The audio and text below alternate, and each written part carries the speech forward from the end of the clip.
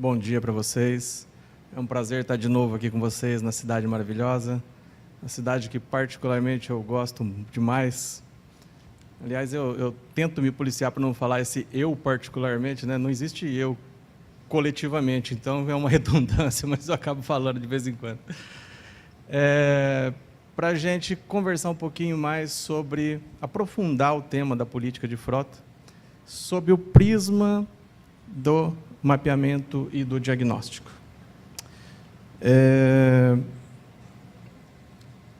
Eu acho que é uma oportunidade bastante bacana de a gente entender como o mapeamento e diagnóstico pode contribuir para uma política de frota consistente, uma política de frota realmente eficiente, né? E a gente vai começar do básico aqui. A gente percebeu, inclusive, que bastante gente, é a primeira vez que está participando do Parar, né? E para falar assim, o que é uma política de frota, né? Se a gente for analisar simplesmente pelo aspecto técnico dela, né, a gente poderia dizer que seria um conceito mais ou menos como um conjunto de normas de natureza técnica jurídica, onde se estabelecem regras e procedimentos para a utilização dos veículos da frota corporativa, né? Mas a política de frota é mais do que isso. Do ponto de vista estratégico, se a gente subir um pouco o helicóptero para começar a pensar num gerenciamento estratégico, não apenas reativo, mas uma coisa mais macro, né? A política de frotas é um instrumento poderoso na mão do gestor para trazer para o mundo organizado, né, organizar dentro da empresa aquele mundo de informações que a gente tem e que muitas vezes fica disperso no dia a dia, né? Aí surge uma pergunta, né? Seria possível a gente controlar uma grande frota sem uma boa política de frotas, né? Eu considero que isso é praticamente impossível, tá? A não ser que o líder que estivesse à frente dessa frota seja alguém assim de uma capacidade excepcional de liderança. E mesmo assim, se esse líder realmente tiver uma capacidade excepcional de liderança, ele vai entender que trazer todas essas regras para dentro de um documento onde todo mundo entenda realmente o que é que deve ser feito é fundamental, né? O Ricardo, que é o CEO da Golsat, ele sempre repete uma frase que eu acho muito interessante, que é regras claras, amizades duradouras. Isso aqui nada mais é do que a gente tornar clara as regras que muitas vezes ficam dispersas numa operação complexa como a frota. Então, eu creio que a política de frota seja um documento fundamental, um instrumento fundamental para que a gente possa realmente ter uma frota profissional, uma gestão profissionalizada da frota, né? E o que se espera de uma boa política de frota? A sistematização dessas informações. A gente espera que, através dessa sistematização, a gente alcance, né, a prevenção de riscos pessoais, né, criando regras que neutralizem esses riscos, né, que neutralizem ou que, pelo menos, minimizem esses riscos. Então, também, prevenção de riscos patrimoniais, né, também através de regras, a otimização de recursos e a redução de despesas. E é muito interessante que dentro desse documento a gente tenha grupos de regras, né, que tratem desses assuntos, que vão também ajudar bastante nesse controle da operação. E aqui a gente relacionou alguns grupos de regras, por exemplo, normas relacionadas à segurança, normas sobre tempo de revisão e manutenção dos veículos, normas a serem observadas em situações diversas no trânsito, e procedimentos a serem observados na operação. Aqui porque cada operação tem as suas particularidades, tem os seus riscos, né? Então é muito importante que a gente faça um diagnóstico disso tudo para poder criar uma política de frota consistente.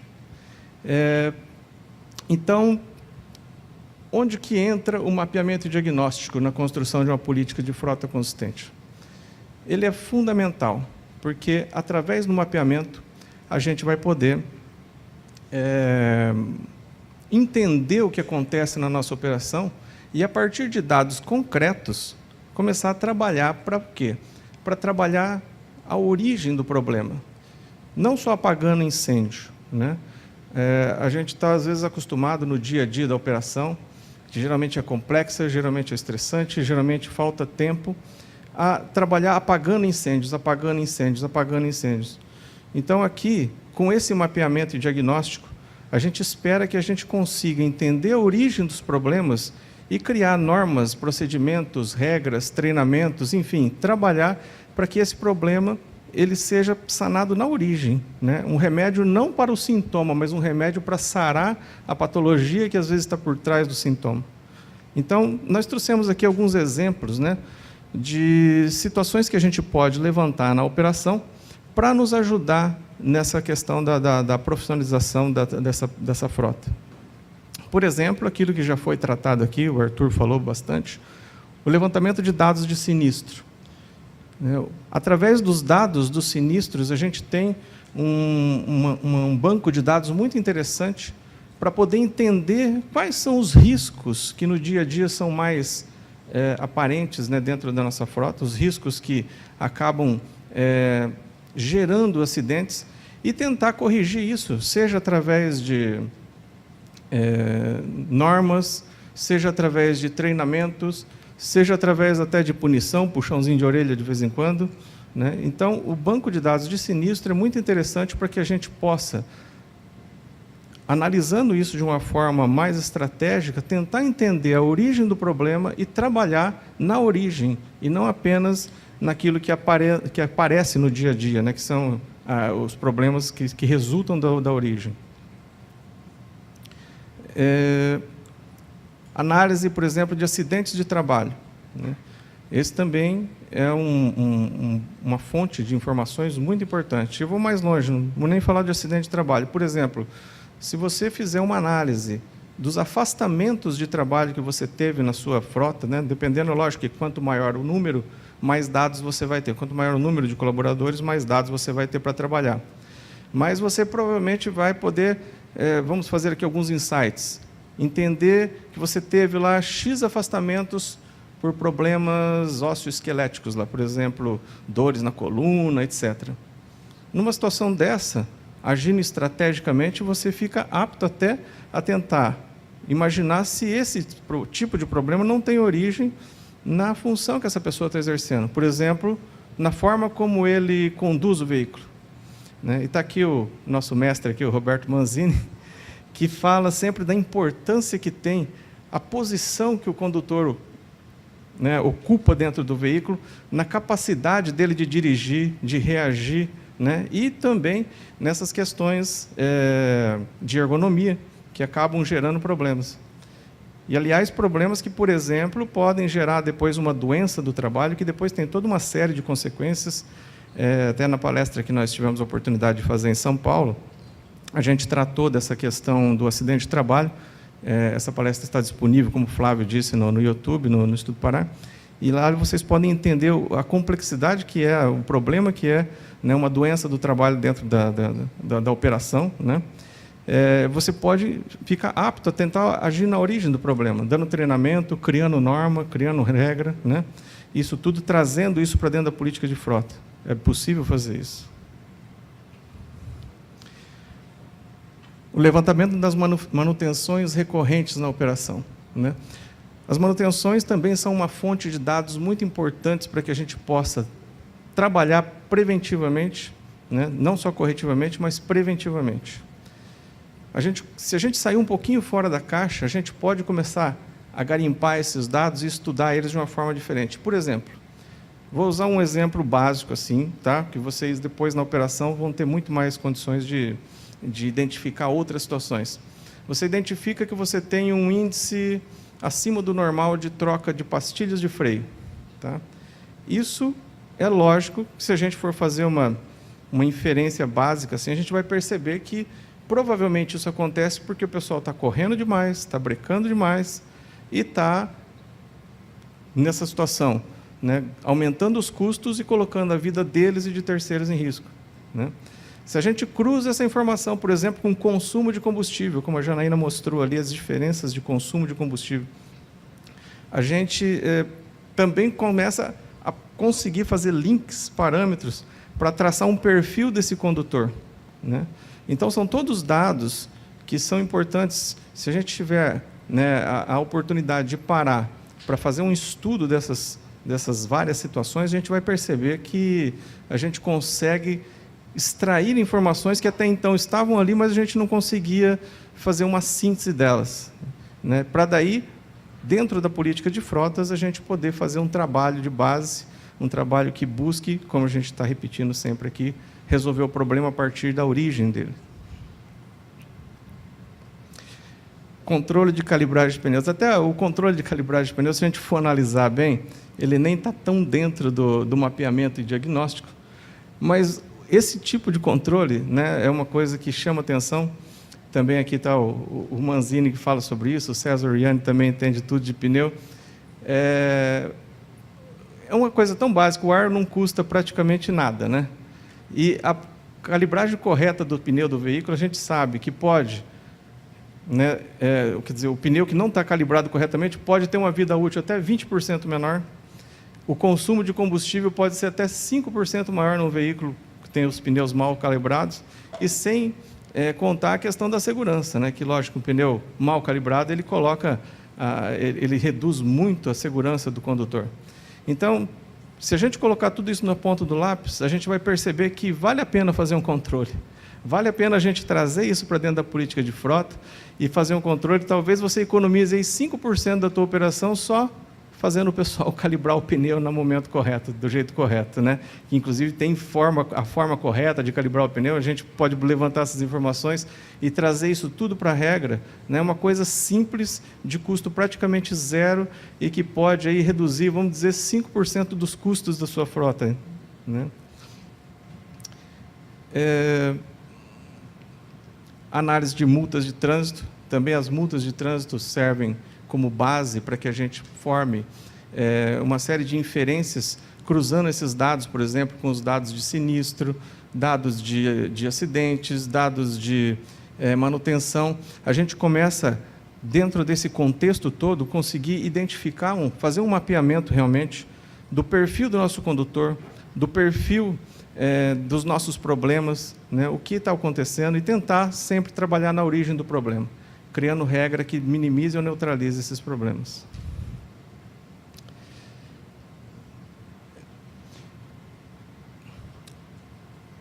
Análise de multas de trânsito, né? Dentro da análise de multas de trânsito, é muito interessante aqui o controle dos pontos da CNH, né? Bem frisado aqui pela Janaína também. A gente sabe que hoje, estatisticamente, entre 3% a 5% dos condutores nas grandes empresas estão com o direito de dirigir suspenso por algum motivo. Isso pode gerar problemas gravíssimos para a empresa, né?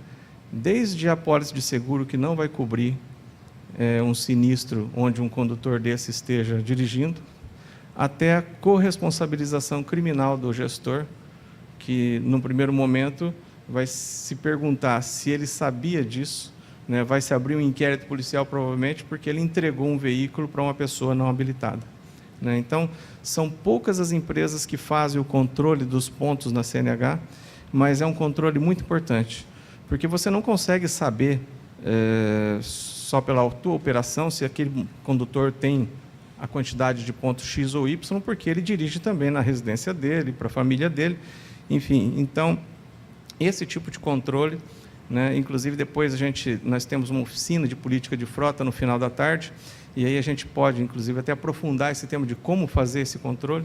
É fundamental, mas também é um item de mapeamento e diagnóstico que não pode ser desprezado.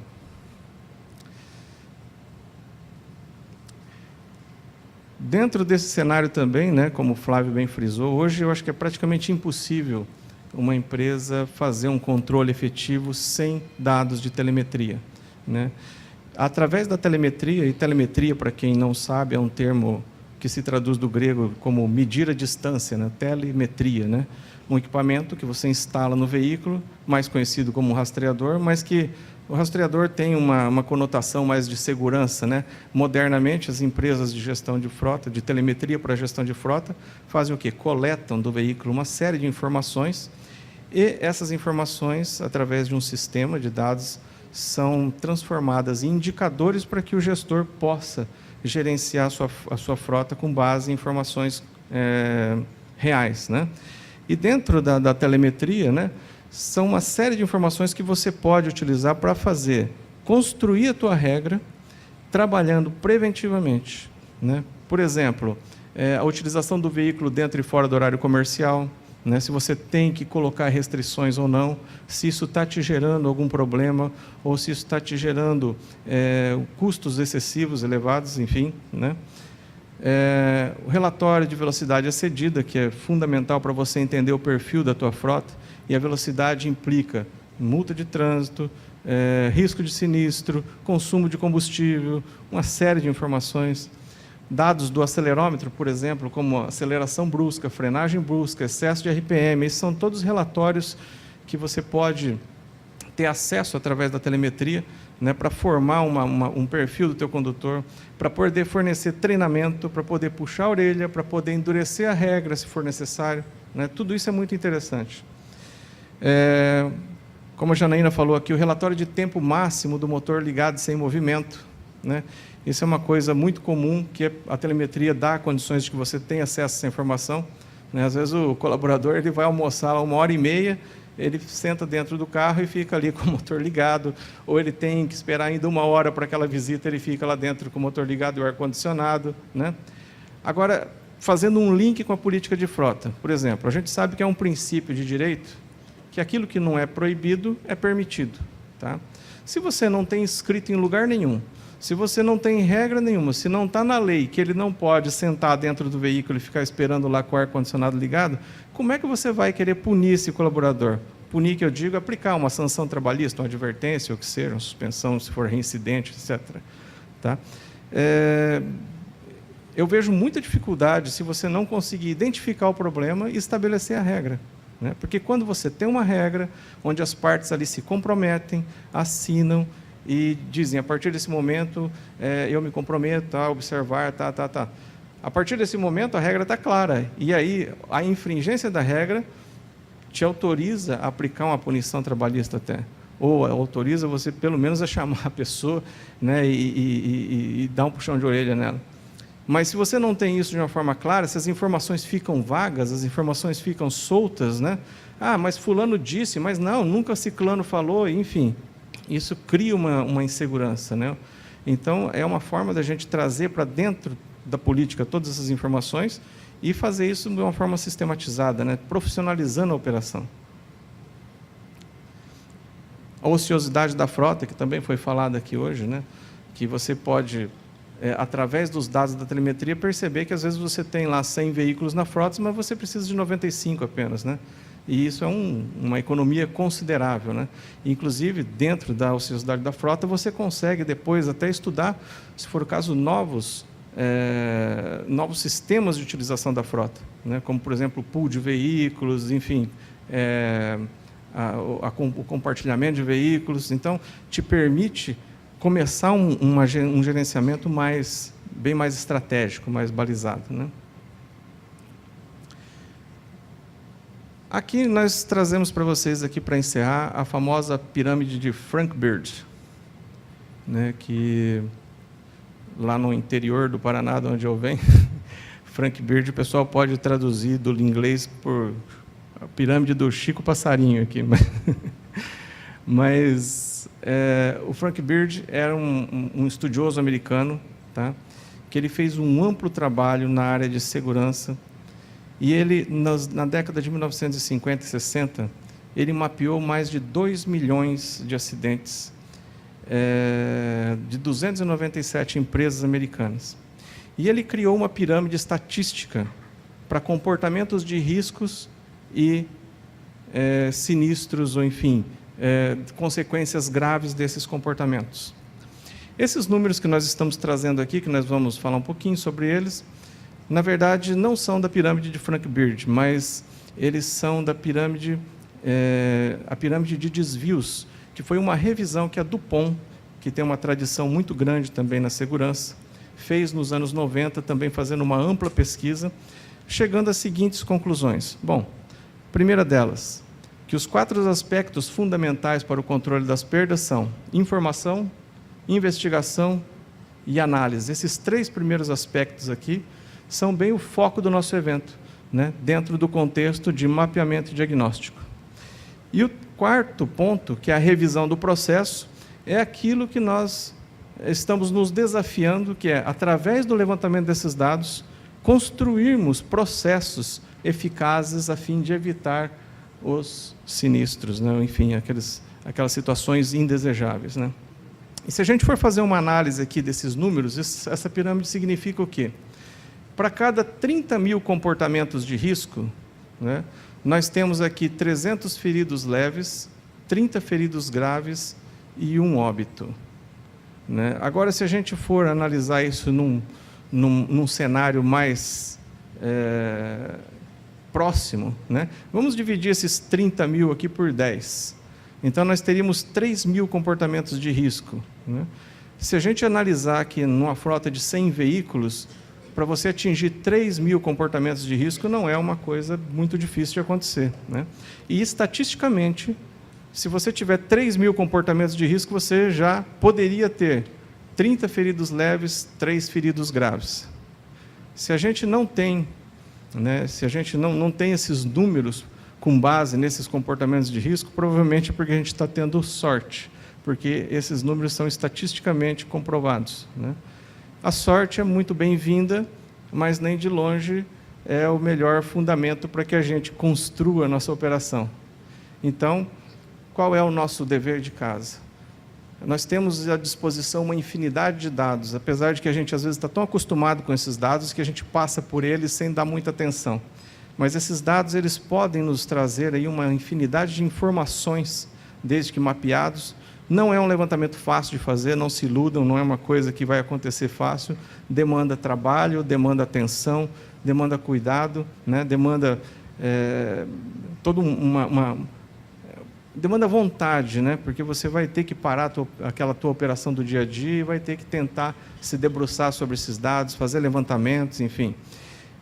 E aí, a partir desse levantamento de dados, você terá a condição de realmente estabelecer regras, estabelecer uma política de frotas onde você consiga, né, com base num fundamento real, né, colocar regras que neutralizem essas situações na origem, né, em que você tente corrigir o problema na origem. Como a gente já falou, não fique mais apagando incêndios, mas comece a evitar que esses incêndios ocorram. Se a gente fizer esse dever de casa, eu creio muito, certamente, tá? Isso é uma consequência natural de que a gente vai ter uma frota mais eficiente, mais segura, mais econômica e mais profissional. Pessoal, era isso que a gente tinha para falar. Eu agradeço muito o tempo e a atenção de vocês. Muito obrigado.